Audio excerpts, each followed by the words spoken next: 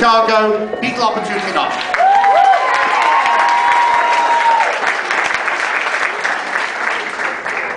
For those of you who are new to the fest, I just wanted to lend my support to you because I know the weekend can be quite intimidating and overwhelming, what with all us Beatle freaks coming up to you, striking up conversations filled with all these obscure Beatle facts, and we just assume you know what the heck we're talking about. Well, at times like this, you'll be glad you had the Danny Donuts crash course in Beatles history. It's quite simple, really.